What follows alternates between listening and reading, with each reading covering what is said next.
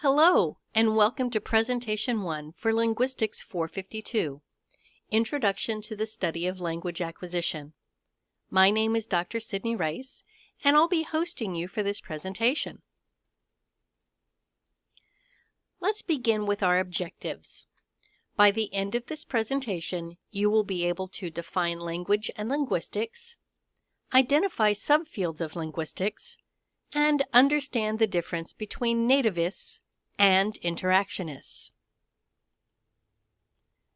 Now, before we really dig into the subject of how language is learned or how language is acquired either by children or adults, let's start with this simple question. What is language? I want you to take a minute to think about that and go ahead and put your answers in the box on the left-hand side of the screen. There are no right or wrong answers. Just put what you think language is. Now let's take a moment to look at what the experts say. The ancient philosopher Aristotle said speech is the representation of the experience of the mind.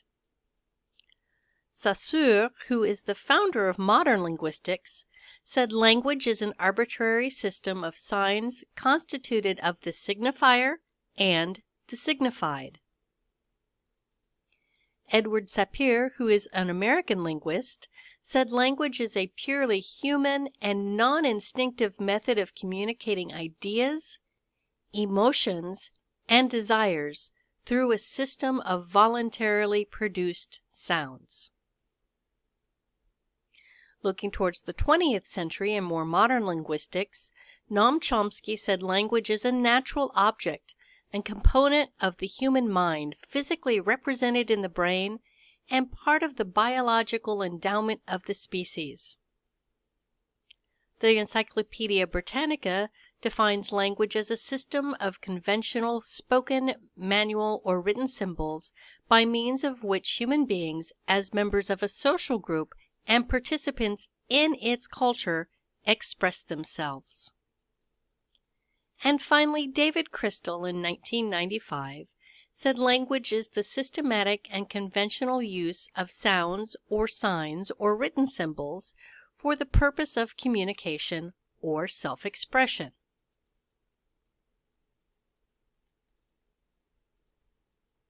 Now that we have a better idea of what language is, let's talk about linguistics. I want you to take a minute or two and think back to what you've learned in previous classes and what you know about linguistics. Go ahead and write that in the box on the left. Also, think about the subfields and what you might do with those.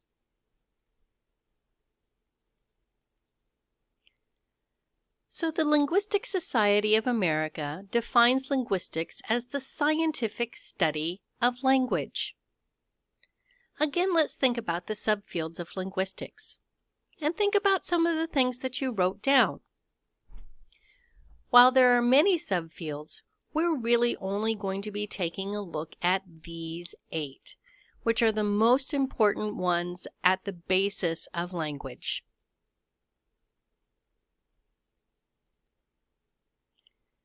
Now let's take a look at the subfields of linguistics and what they're defined as.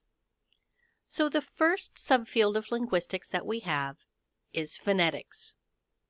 Phonetics is the study of speech sounds in their physical aspects.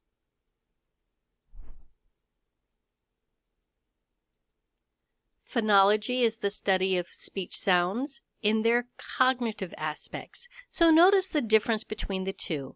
Phonetics looks about the physical aspects, so how you're seeing it on a page, and phonology is looking at your cognitive aspects, how you're interpreting that information in your brain.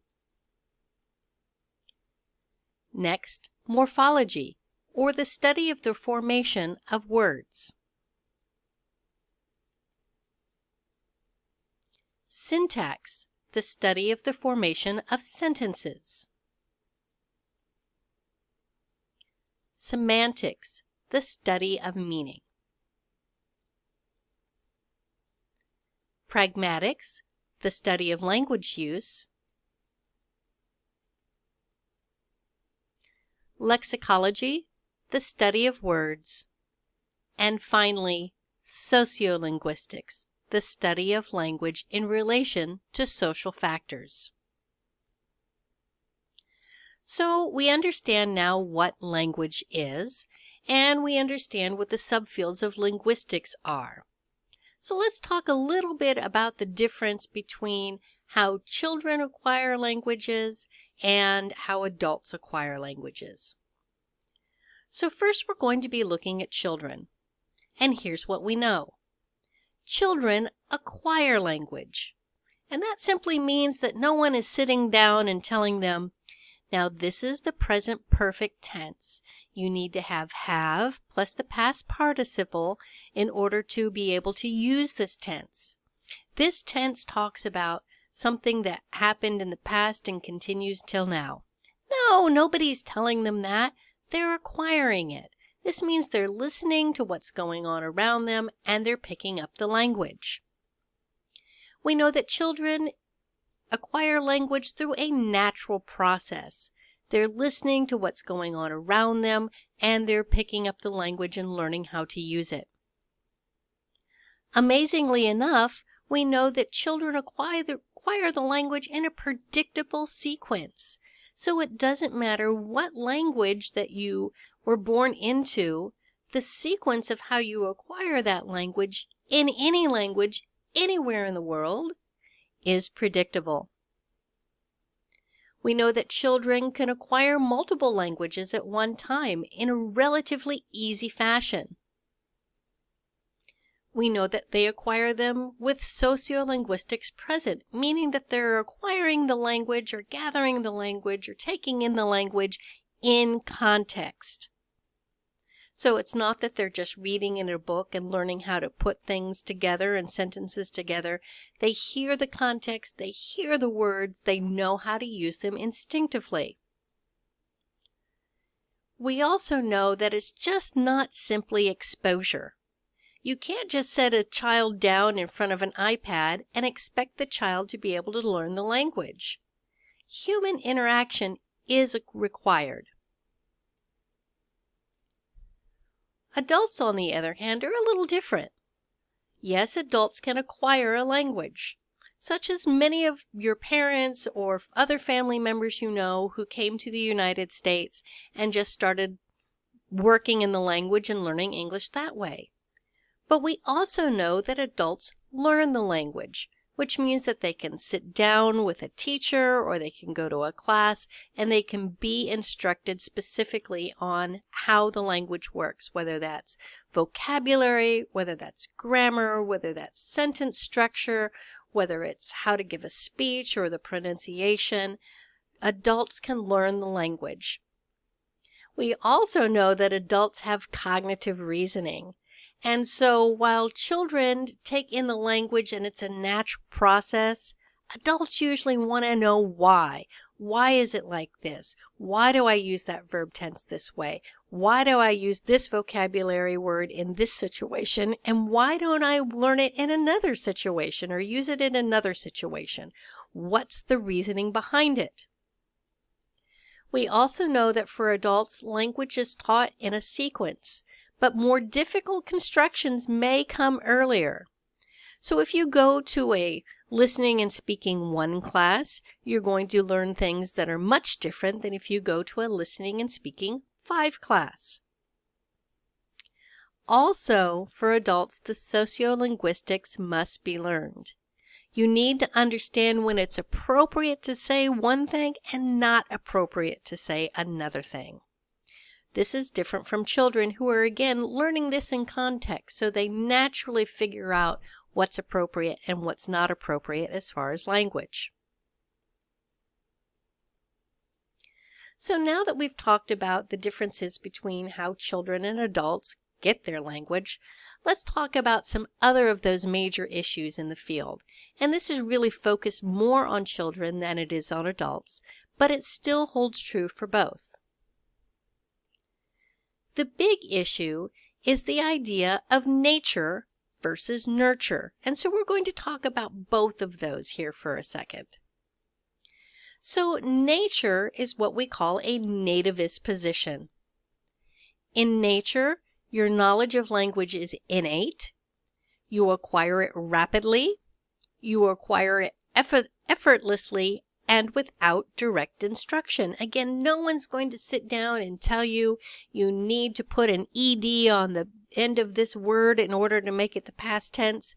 You just simply learn it. The interactionists, on the other hand, are all about nurture, meaning you learn by your environment.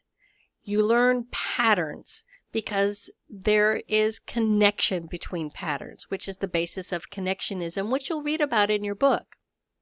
And there's a developmental systems approach, meaning you have to have a system, somebody has to show you the system, and then you can continue to develop that system. So you can see that the difference between nature and nurture are quite different. However, there's a couple of important things to remember here.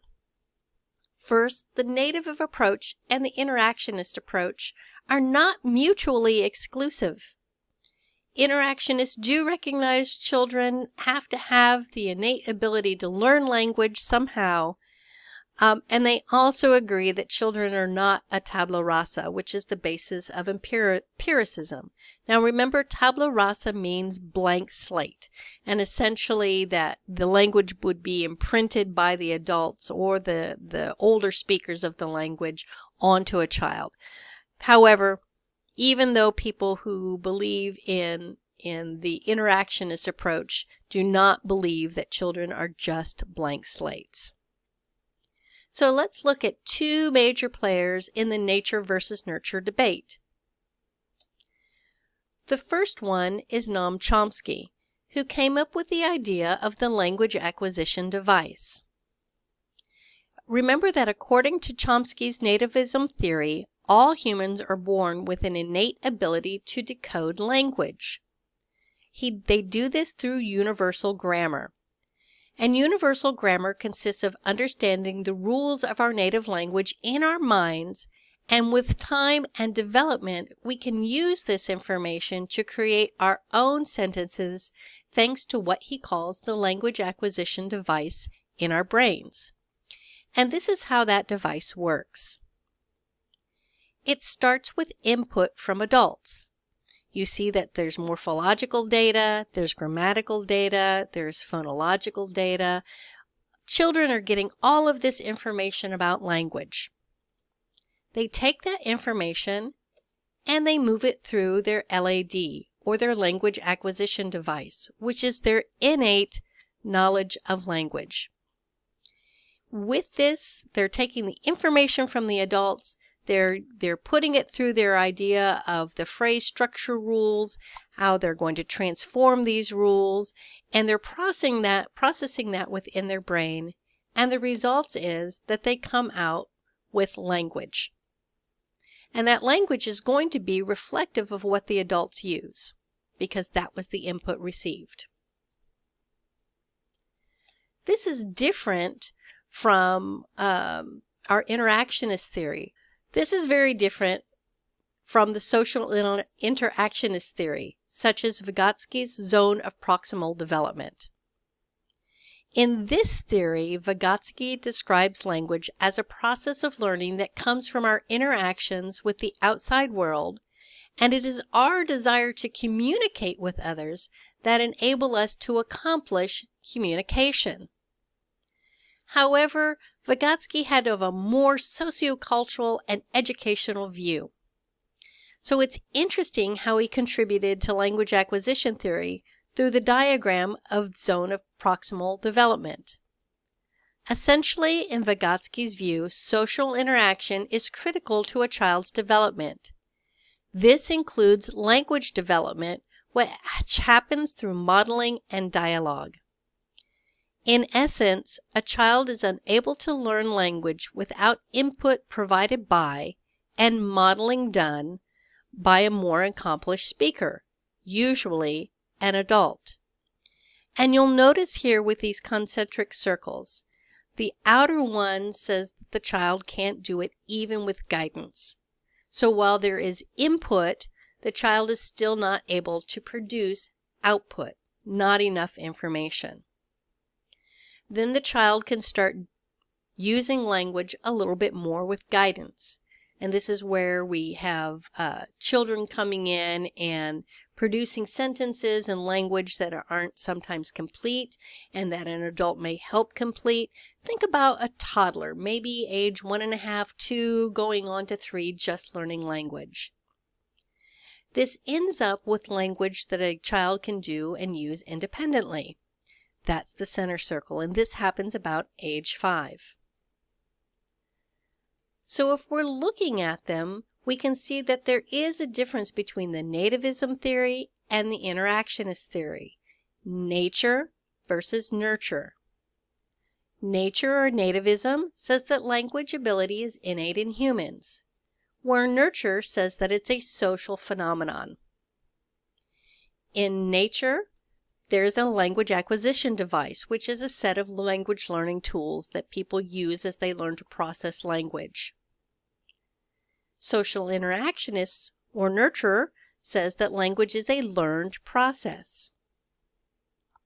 Finally, on the nature side, there's universal grammar, in which all human languages are built. On the social interactionist side, however, social interaction is relevant to language acquisition and cognitive abilities.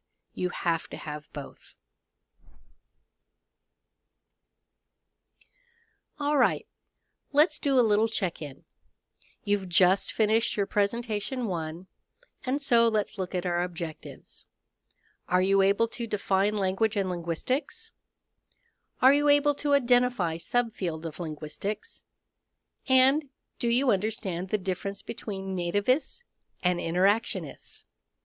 Go ahead and leave some feedback for me on the left, and we'll see you later.